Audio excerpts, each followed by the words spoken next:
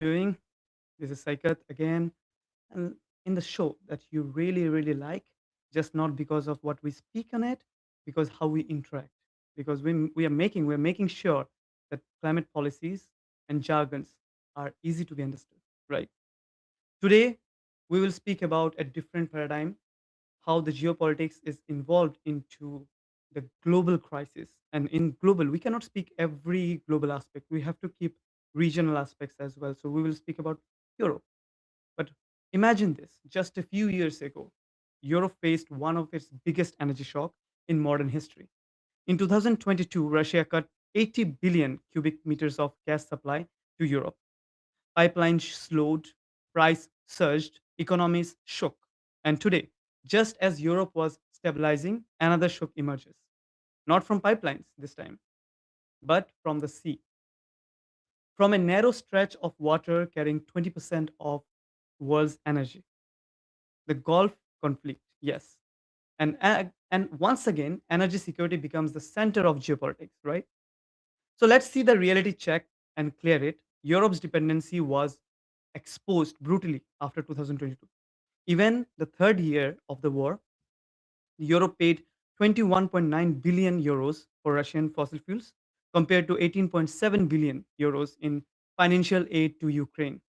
And since Russia in 2022 earned 847 billion globally for its gas and fossil fuels. So tell us one thing, just simple thing. Energy is not just economics; it is power, right? So now fast forward to the global conflict. Oil price surcharged again. I think Brand moved forward towards having a price. I think nearly between 85 dollars to $90, with warning of crossing $100 per barrel. So suddenly Europe is once again exposed to the global shock. Let me speak to my audience here. Let me speak to my viewers here. When you hear energy crisis, what is the first thing that comes to your mind? Is it price? Is it politics? Or is it supply shortages? Drop it in the chat and we will definitely get back to you. And let's go beyond market. Energy decisions really impact the humanization and policy, which includes people. So in 2021, 700,000 children under 5 died due to air pollution. And that's nearly 2,000 children every single day. And at the same time, governments spend 956 billions on fossil fuel subsidies in 2023. So more than three times the funding of pledge of climate vulnerable countries. Imagine, right? So countries spend more on fossil fuels and subsidies than their healthcare system. So what is the question? What are we prioritizing? What doesn't just affect energy, it reshapes the entire system. In Gaza, even before the current conflict, antimicrobial resistance increased by up to 300% amongst wounded populations, right? And WHO reminded us when hospitals are bombed, water system collapse, disease spreads. So energy, health, conflict, all interconnected. And right now, we are in a global conflict. And where here, something rarely discussed. Global military activity is responsible for 5.5% of global emission. Imagine 5.5% of the entire emission. And here the countries, it would be one of the largest emitter right now in the Gulf areas. So no reporting obligations, no reduction targets. The Ukraine war alone produced 230 million tons of CO2, and the Gaza conflict, 32 million tons, and reconstruction of the same places will add up eventually, and they don't have to report anything. So we are looking to a system where energy is weaponized, markets are volatile, and security of the society are exposed to vulnerability. Which brings us to Europe right now. And to unpack this further, I'm really, really happy to welcome my dear friend, um, Elena, Elena Alessandra. Hi, Elena. Hi, thank you so much for having me. Thank you so much for being here. And yes, it as I said, um, it would be really interesting to unpack how Europe is been being a vulnerable country right now, a space where the energy crisis is a problem, which is directly proportional to the global conflict, specifically the UAE, Iran, and the Gulf countries area. And I think you would be the best person to speak about European energy sector as well, being a youth who is involved in several um, initiatives, aspects of government, non-government, and social bodies as well. I know Elena since many years, and we've been working together. And it's a pleasure to have you, Elena. The dais is yours to just speak about yourself and introduce yourself to the viewers. Thank you so much for introducing the data, first of all. It's very important during these times of conflict, and not only that, volatility, as you said, and of course, the burden to the most vulnerable ones to speak about data and still see science and see data as very important to work on, because we have been working on for a lot of years to gather this and to have patterns and to look into that. And we have the technology and innovation and everything else. But we are still in a space where, conflicts are always really changing everything. And so I will thank you so much again for having me. It's a pleasure and an opportunity for me to speak a little bit of my region, especially the Central and Eastern Europe, but also the European states as well, because it is very important and it's huge because it seems like Europe is in the middle of this with talking about federalization of Europe and everything else, and every state kind of does what it has to. Talking about Romania as well, where I'm based, I'm working, of course, in the climate space, but how can we talk about climate when we don't talk about energy? And how do we talk about, everyday life without speaking about also the social matters of this? It is unfortunate, of course, that everything has happened during, the 5 years, maybe six, everything kind of everywhere in the world, and specifically in very important parts of the world where, influence and, decision is kind of influencing again and multiplies in so many ways. Talking a little bit about my work, looking into climate, of course, we are talking about carbon a lot, but how can we talk about carbon management where when you said that the war has, you know, emitted and produced so much carbon that we cannot True, true. really get And no rid of. obligations as well, no reporting. They don't have to do anything. Exactly. So, how do we speak about defense when the common threat of our, world is changing the climate and changing climate right now? So, there was a question that someone asked me a few days ago, and I was actually trying to maybe the everyone that is looking right now can answer in the comments as well.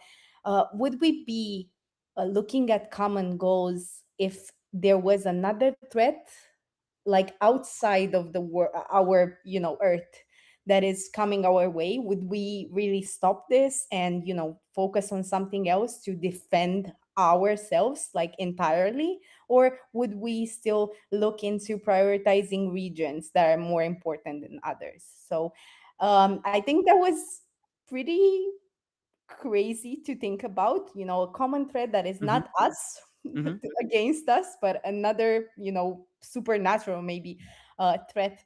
And I was thinking, yeah, I don't think we're gonna really stop everything that we are in right now in terms of conflict to, look at the Hmm. future of that threat. And that is a problem.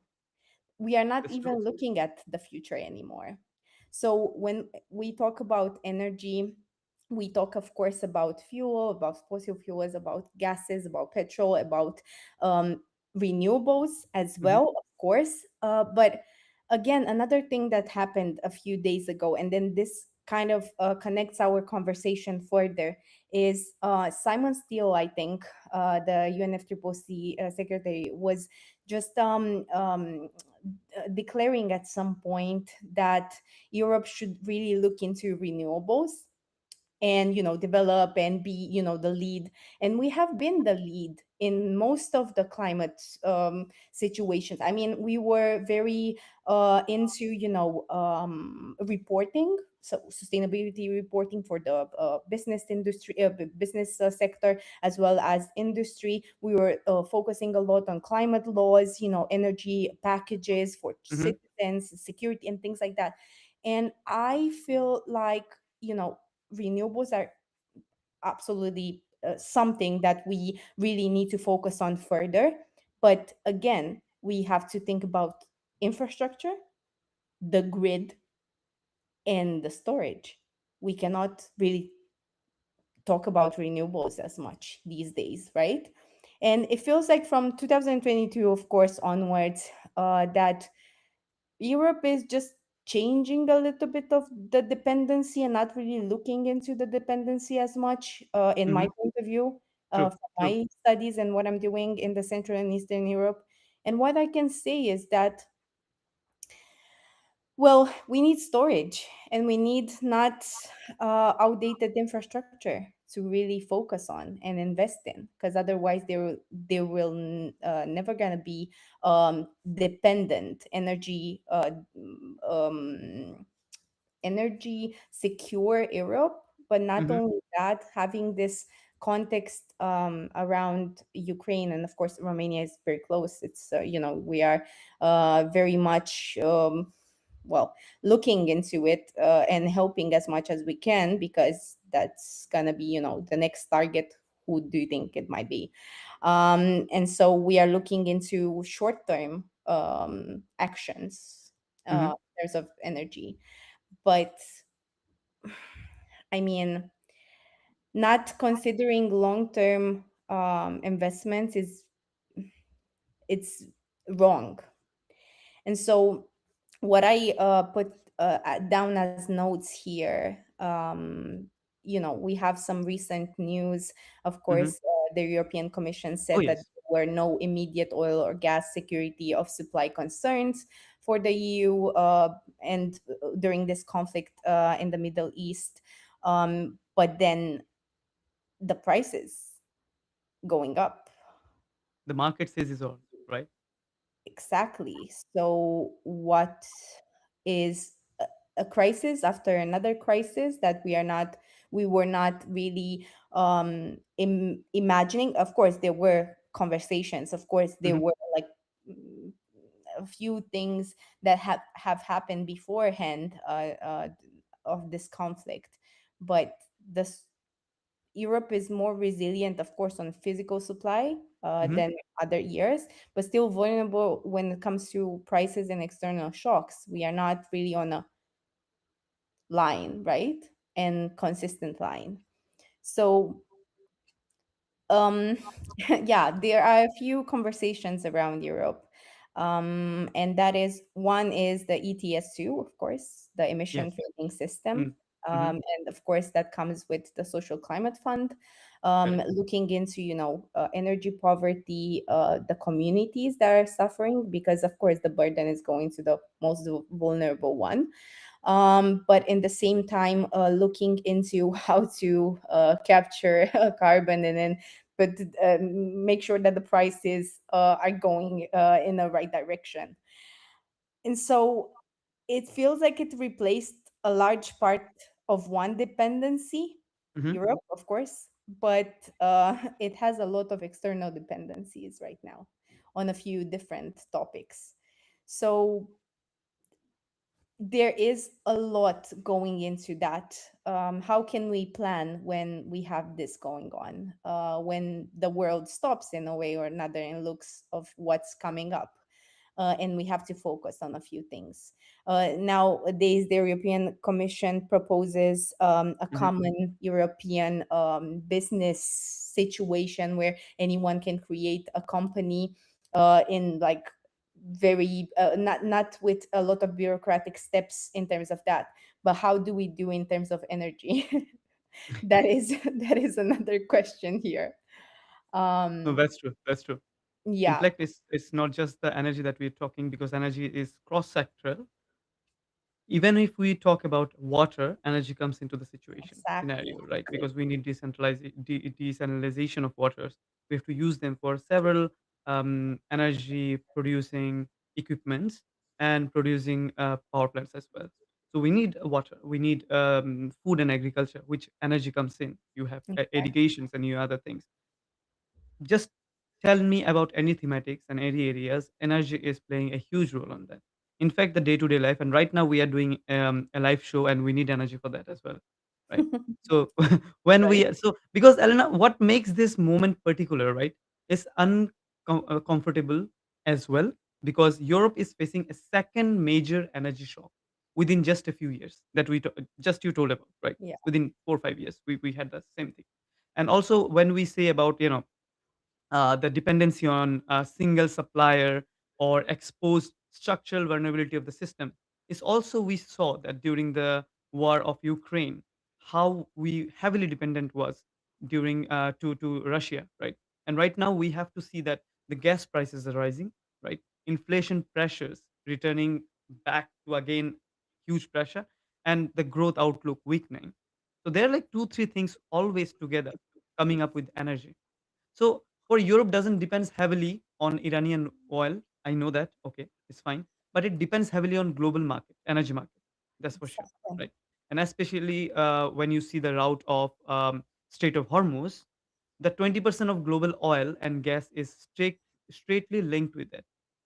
And when we are talking about straight links, that means the global pandemic or global crisis would directly affect the European crisis as well, the price.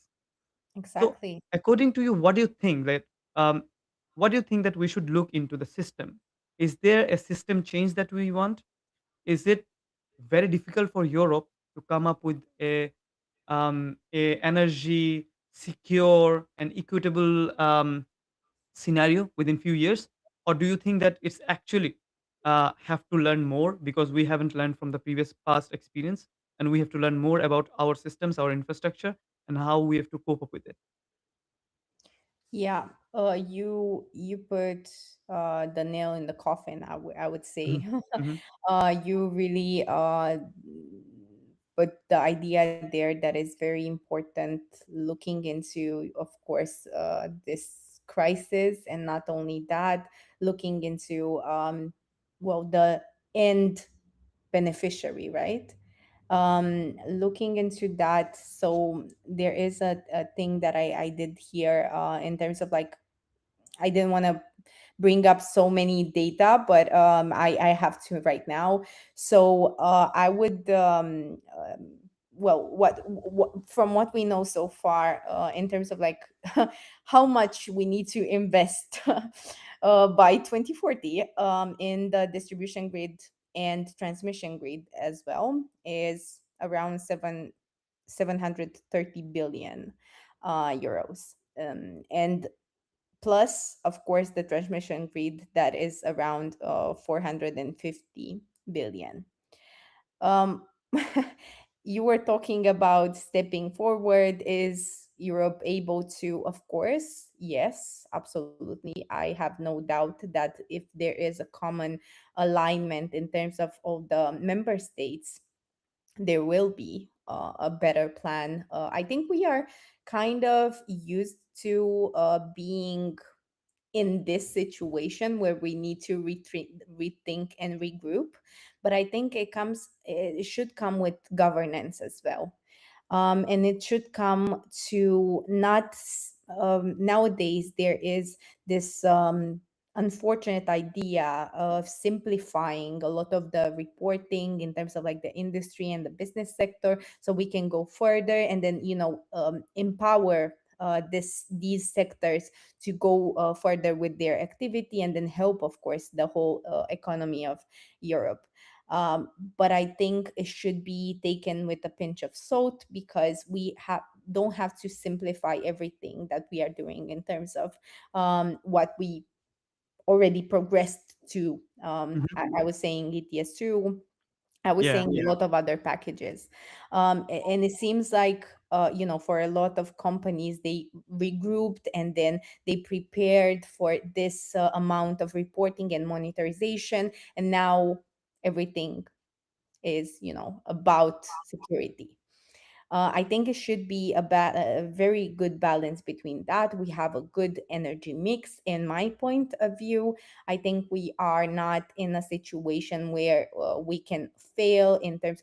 I'm talking about the whole European Union and the member states, but also the enlargement strategy as well. I mean, the states that would like, or at some point would join the European Union, and that would be actually awesome. We are investing in that as well, so they can Mhm. get prepared. We have a lot of allies. I think the strategic True. um, partner partnership with the US in a way. I think it's handled a little bit different from member state to member state, as you saw.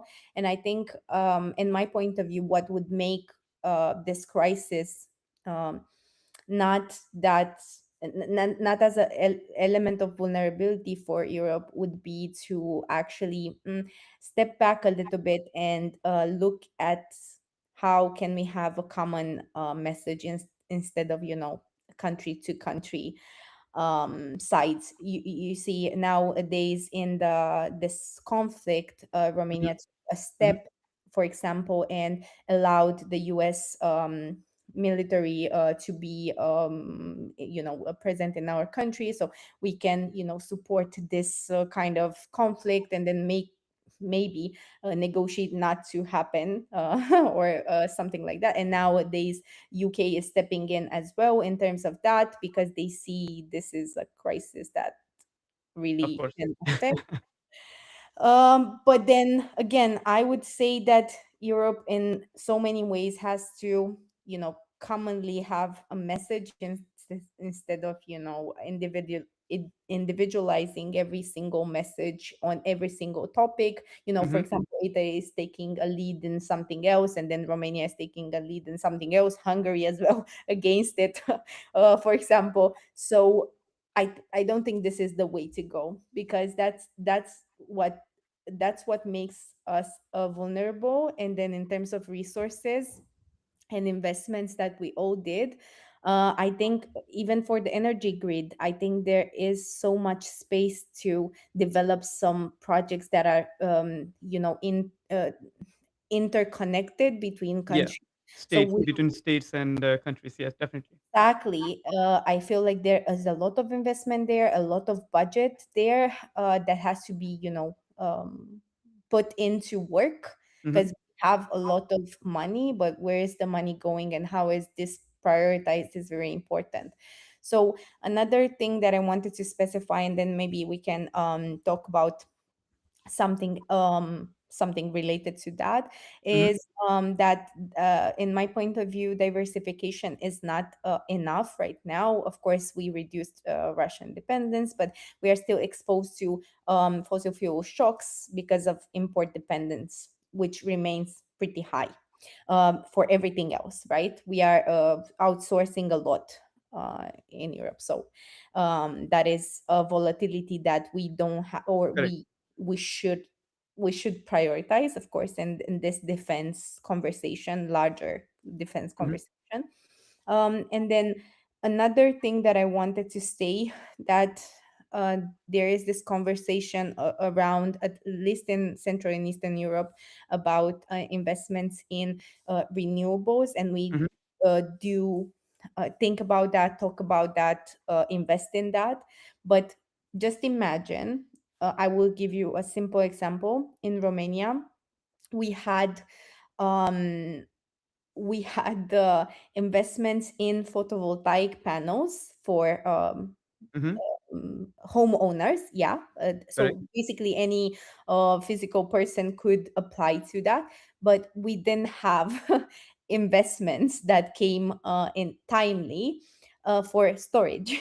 So if you had, photovoltaic panels on your house, you had anyway had to use any other energy source. So just imagine, not we take a step, but we don't take the step completely. This is how it feels, even in the investment prioritization. I mean, if you don't have a battery, it's just energy that it's unused, right? It's You're not going storing away. it. Exactly. Exactly. So, of course, we educated people on that, and we do believe that renewables are the future, but we have to have a somehow of a mix right now before we step into, full net zero, full green and whatever. And this is what Europe tried to do, Hmm. but I think it overdid it, and we at some point we were like left, okay, so if there is an external shock that comes, what are we What doing? happens? Hmm. Exactly. So uh, there should be a contingency according to you. exactly. And then we were talking about Spain, right? um at some point, of course, they are well, that the out um crisis that they had in Portugal and Spain as well, that The problem blackout. that was, yeah, it Hmm. was a lot of climate disinformation and energy disinformation on that, god. Like, we Oh had yes, my Instagram and my news feed was filled up with that. That okay, yeah, there's like few hours of blackout. Imagine the blackout that the Africa and other countries they have all the time. So for few exactly, hours, it was a shock. it was a Imagine the shock. global like crisis that we are having. I think 700 million people don't have energy access. But right Exactly. now, when you have like few hours of blackout, it's a huge crisis for you guys. Just because a lot of variables work. It's not just the bulbs. It's about many industries, many hospitals Exactly. runs out Like that public grid, right? health. Yeah. Exactly. And so for us, we are not prepared for that. And that's why the European Union, altogether, and the Commission, of course, talks a lot about preparedness, preparedness, preparedness.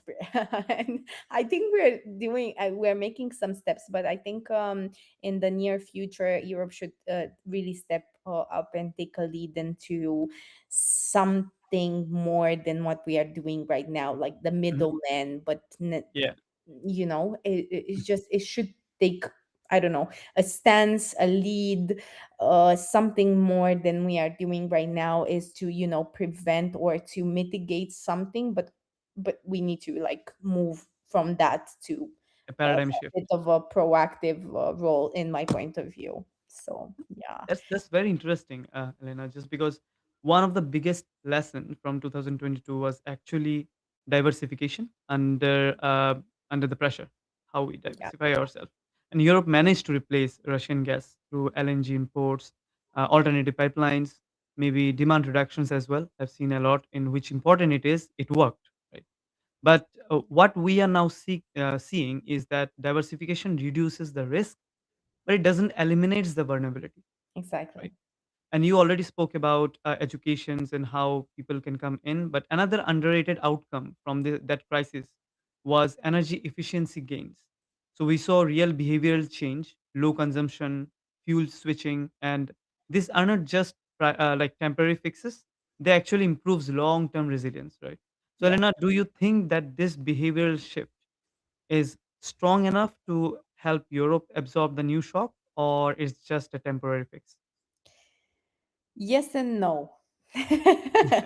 Yeah, you are totally right that even, the citizens that don't work, or they don't have, specific openness to these complex domains, is, and us as young people, they always say, oh, young people, they don't know anything, whatever.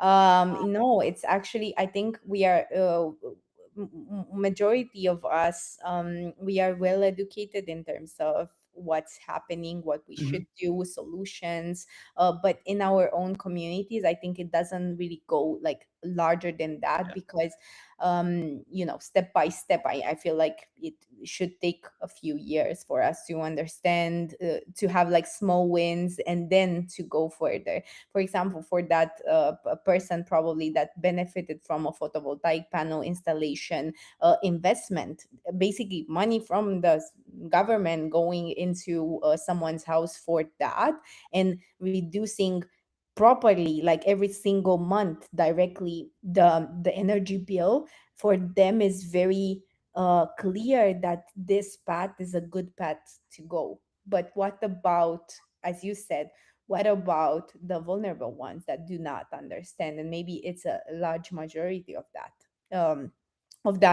pool of people that vote, that invest, that do things and things like that. So I feel like there is still, of course, yes, education, yes. I think we are ready to overcome in a way or another a shock. We would be very understanding. For example, a few days ago, the budget for 2026 in Romania was adopted. A lot of people understood in a way the priority of national defense instead of something else, because we do understand the threat that is right Mhm, now with us.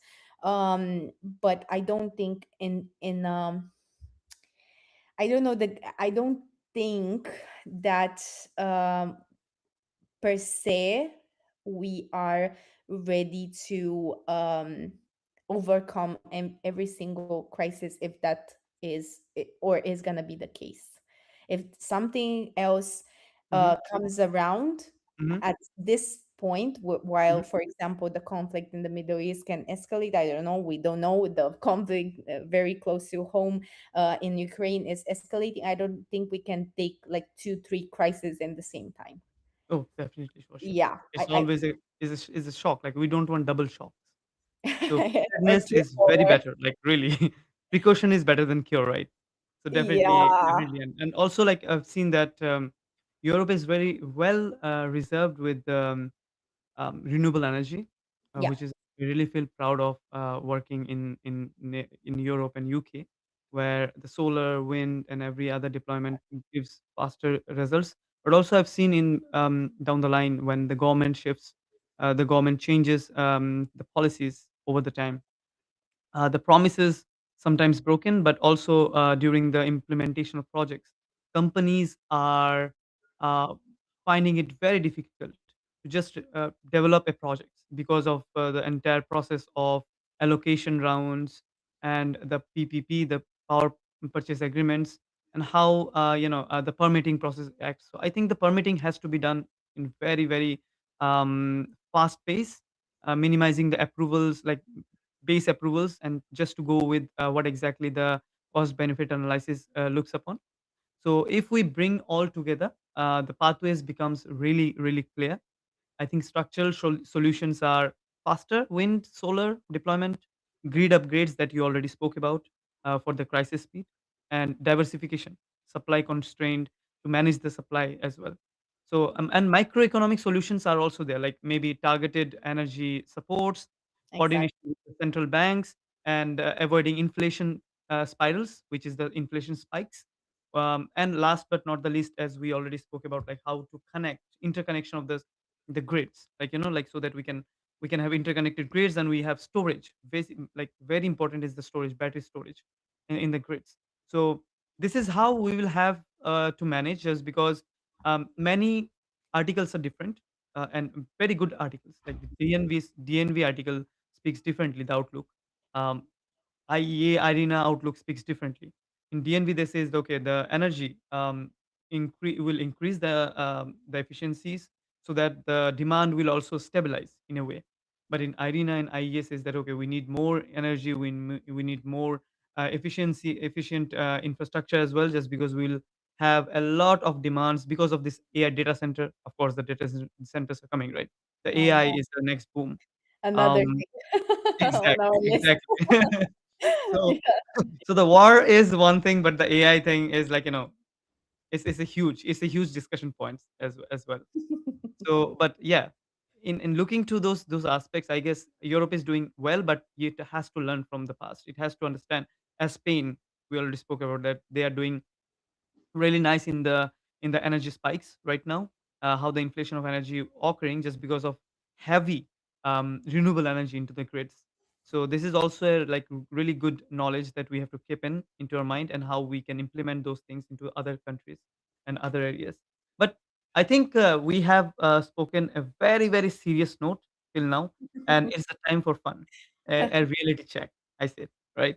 So in Yes, the fun segment, absolutely. Elena, I always have this segment with all my viewers and, oh, sorry, my guests, and they find it really quite interesting just because I have always my cue cards ready, right? That's so And sweet. those cue cards have a specific words or specific sentence, but you have to give fast response, like quick Mm-hmm, game, it is, right? mm-hmm, And mm-hmm. whatever the response is, I'll not ask. I'll just choose one answer of yours, and then we'll have a discussion in a fun manner, right? Perfect. But also to understand that this game is a time constraint, so within 1 second, right? Okay, okay, okay. So I'm in a quick gonna be game, prepared. in a quick game, Elena, uh, reality, myth, or dependence, right? So you have to say which is reality and which is myth and why which is depends, Mm-hmm. right? According to you. Okay. In a So the first thing, my cue card says Europe has solved its energy security problem. Is a myth, reality, or dependence? Oh, no, not myth, but maybe dependent. Because yeah, yeah, dependent. I would say. Yeah, no, not a myth, not a reality. Somewhere in between. Okay. So renewable alone can remove geopolitical risk.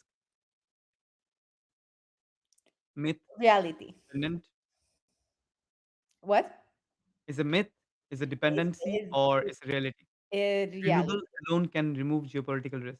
Reality. But in Reality. like 2000 years. I'm just joking. I'm joking, but yeah, I am an idealist, so I would Uh-huh. always look into optimism.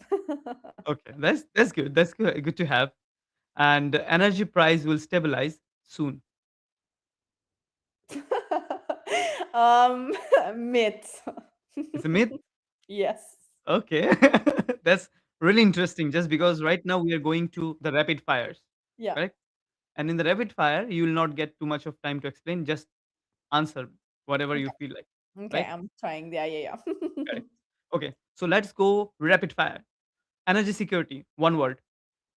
Sorry. Fast, Investments. fast, fast, yes. Money. Money. Okay. Yeah. Europe, resilient or exposed? Exposed. Renewables, climate tool or security tool? Security tool. Energy crisis, supply issue or system issue? System issue. Inflation, temporary or structural? Structured. Future, centralized or decentralized energy? Decentralized. So explain energy security to one in one sentence for a 12 years old children or a child. Um, wow. For energy security, you said, yeah? Uh-huh.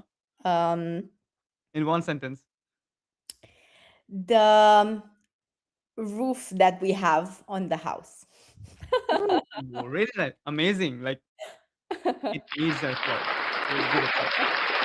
It was Nice. very hard. I'm so sorry. I hope I did good. No, It you did was good. You very did good. hard, Really nice. Like but very amazing. nice Very exercise. outside the We box. should do it more often. I liked it. I like the way. And the way you said, according to the answers, the centralized and decentralized, is very crucial that you actually like told us the preferred, not preferred. I would say the practical thing that we are Hmm. looking for. Renewable will solve the geopolitical issues, but it will not solve the entire energy security issue in short run. If the situation right now is going like this, we have to Exactly. change. We have to change the paradigm. We need some kind of involvement in financial, technological advancements, and we have to play it together. As you said in the initial, that if something comes out from outside, right, Yeah. not from inside, like Yeah. maybe from outside the world, we have to be united when something when some alien, or maybe you can say an Yeah. external body, is becoming a threat to us and we becomes united. Why not? It's also external, right? Like the energy crisis and climate change, those are changes that we don't want, and that will be affected. Maybe you can say it will affect us in a broader scale rather than just a meteor will come, or a stone from the outside will come or not. Either way, the effect will be same. We will be vanished, right? So we have to move along with the proper practical steps. Economy is good. Of course, we need to stable the economy, but we have to also understand people comes first. So this is what I think we reflected. Anything you want to add, Elena? No, I think you said it good. You said it good. We have these kind of threats already. We are not thinking of them or like considering them as important because, of course, I mean, sometimes I'm looking into the human nature situation. I'm studying a lot just to understand, societies a lot. I've Oh, been yes, we studying it. need it. We need it. Definitely, you are a Exactly. policymaker, so you have to work with that. Exactly, and then advising a policy political parties as well for me has been a true learning experience because I Mhm. can understand human nature and Yes, then yeah, yeah. prioritization, rationality versus idealism. What I Mhm. am, I will always be like that, but that doesn't mean that I'm not looking into reality a lot and feasibility on certain things, and then things like that. But I would just add this: we have common threats. I'm not exactly sure if we can change the human nature not to have any conflicts on land or power or influence. I don't think that is gonna be our world anytime soon. That would be awesome, but in the same time, we as young people, we have to be very rooted in what's happening and understand it more, not come when we are asked, for example, to come up with some solutions, we cannot really say, oh, peace for all. Yes, of course we want that. Of course, I would love for the world to have peace, not have any single situation like this. And of course, the Paris Agreement really made it very nice with the SDGs, like making sure that they're powerful and colored. And I think that really helped a lot. I think 2015, 2016 was a great period of time for the humanity in general, and I think we need that energy again. Stepping up all for a common good that can really benefit us individually. That's why I Mhm. said decentralized in a way, but Correct, correct. centralize our resource. I mean, your resources are my resources in a way, eh, and that could be fair sometimes, not real, and many times. But again, air, for example, and how clean is my air will affect you and vice versa. So, water, again, you said if we are polluting our water, that's going to affect all of us. Sometimes Mhm. some of my friends were saying, oh, but that is happening in Iran. Like, we are not there. No, no, no, no, no, no, no. This is so connected. Everything that is happening in the world, even though it's in the US and no one can get there, whatever, just by sea or by plane, whatever. If something happens anywhere in the world, it's gonna affect at some point us as well. Definitely. In Imagine the amount of pollution that we spoke about in initially having Exactly. affected the entire globally, and also 700,000 have 700,000 people died of pollution, right? And it's huge. Just 2,000 per year, 2,000 per hour. Imagine the amount of people just dying out of pollution, and 5.5% of the pollution comes from the war. And Yeah. then, of course, like you have the construction, the reconstruction models, and everything add-ons to the system. So yes, um, I think we spoke about very strategically and strategic part of the economy, but also we spoke about how we can come up with solutions. We kept the people on the front, and we also kept the economy side by side. So that's a really good one that we also have given some kind of solutions in the in the show. And thanks a lot for this really. And No, let, let yeah. and in fact, I think when you spoke about every aspect of the questions and discussions, of course, it's a really friendly discussions. Every point had some kind of you can say like direct derivatives or direct element to global level, but also in European level. So I'm not just talking about one region, how the region is connecting the entire global nexus. So that's a really good thing. And thanks a lot for giving us such amazing insights. Elena. No, thank you so much. Thank you. It's such a good conversation that you have here, such a good show that you put here, because I think we need to talk a lot about this. We have to have discussions and we have to have them now. Otherwise, just imagine this is happening, and we have to have like future leaders or leaders of their own communities really, you know, capacitated with Hmm. more perspectives than theirs. And what I want to say to finish everything, I Hmm. think um, some, as I said, human and society psychology and human psychology is very important to me. And then one thing that I've learned at some point is that if you are good in a way, and then you have, you know, the resources and things around you, at least the necessary fundamental ones, you can be of help or good with others as well. So I think going into the vice versa situation, I think we have to all look into, you know, how can we establish our thoughts and actions for the community that we are in, and then also try after this or while doing Hmm. that to look at the global level as well. Nothing is about only one region in any single war or any single discussion. So yeah. No, definitely. Thank I you, think really. fantastic. And ladies and gentlemen, Alina, please cheers for round of applause for So her much. as Well, well. to you. And Thanks a everyone lot. else that is here. And also, let me close with a really nice thought that right now we are moving ahead with the global pandemics and global crisis, but also the humanity is still alive. We will speak about it. We will have solution on it. Europe's story over the last few years tells us something important, that energy crisis is not just no longer a rare event. They are becoming recurring stress day by day. And that's a test, I can say.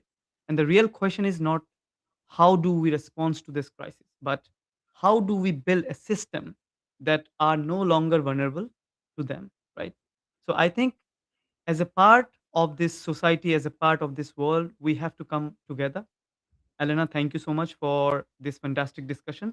And everyone watching, join us every Saturday, 4 p.m. UTC or GMT, where we connect energy, we connect policy, we connect real world, but also in a very fun, interesting, and very clear manner. Until then, see you next time.